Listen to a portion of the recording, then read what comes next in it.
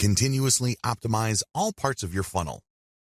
Up to this point, you already know how to build a following on Instagram. You also already know how to create content that would not only build up your following, but can also draw attention to your profile page. Your profile page, of course, is where your target link is. When people click your target link, they go outside of Instagram and they go to a page you specify. This is the page where the action takes place. This page can be a consumer guide which qualifies your traffic. People can then click through to a page that's deeper inside your website. Ultimately, they can click on a link to go to the squeeze page for your mailing list. This is the page that recruits people to join your mailing list. You can also promote a sales page using these internal pages. There are just so many ways you can go with this. But regardless of how you plan to convert free or paid traffic on Instagram into paying customers, you need to optimize all parts of this funnel. The funnel starts with your content on Instagram. It gets narrower when people click through to your profile page. From there, it goes to a page on your website. From there, it can either go to an internal page or to a sales page or a squeeze page.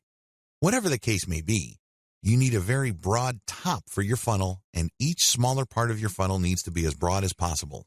Why? The more people you have coming in, the higher the total number of people you can convert if you set up your funnel right. And here comes the bad news. It's one thing to say that you're going to have to optimize all parts of your sales funnel. It's another to actually succeed doing them. You see, the biggest challenge here is random optimization. When people get the idea that they need to optimize their sales funnel, they basically would come up with a completely new funnel. They would come up with completely new ads. They would mix and match. And sometimes they succeed, but most of the time, they don't really come up with much of an improvement. Why? They're doing it in a random way. Make no mistake, random optimization is usually a waste of time. It really is. Even on the off chance that you were able to make certain random changes and all of a sudden your funnel converts at a higher rate, you're still in the dark. Why? You don't know which part of your funnel accounts for the improvement.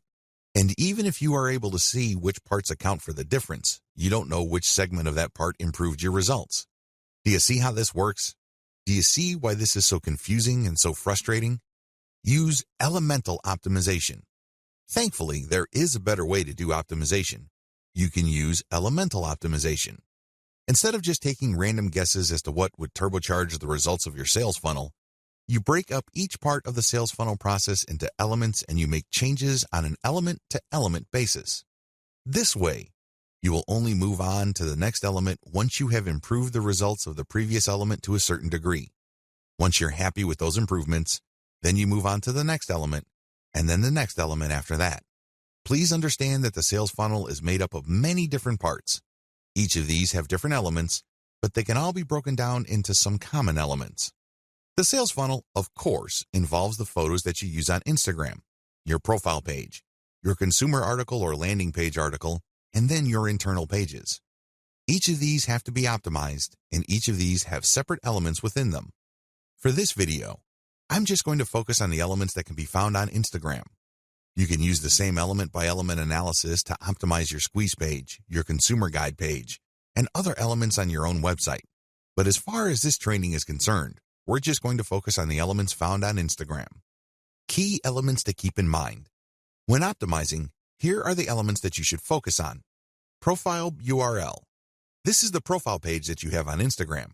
You can change the picture, you can change the description, but just make sure that when you make changes, you go element by element. This means you can swap out pictures until you get a nice improvement. Once the improvement is sustainable, you then change the text. See if it improves your click-through rate.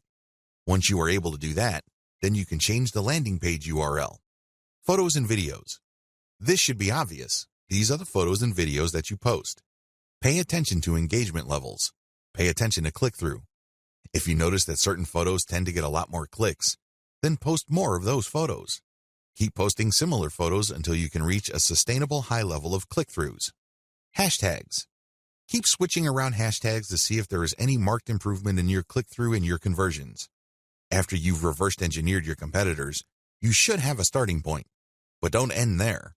Keep playing around with the hashtags, customize the hashtags, and research related hashtags to see if you can get better results.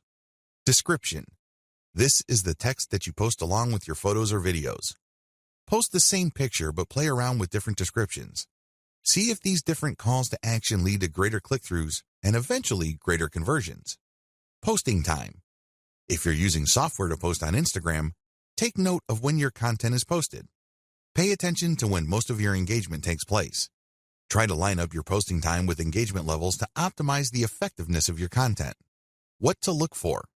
When optimizing, you should look for the following. These indicate success. Look for increased click-through rate, increased dwell time, deeper clicks inside your website, and better conversion rates. Of course, we all know that at the end of the day, conversion is what matters the most. In fact, it's the only thing that matters. How come? Conversions puts dollars in your pockets and nothing else. However, to get there, you have to increase click-through rates. You also have to see if the page that you are presenting to people you draw from Instagram holds their attention for a longer time. You can keep optimizing that page to maximize dwell time. Also, pay attention to your initial content on your own website to see if you can optimize it so you can get deeper clicks.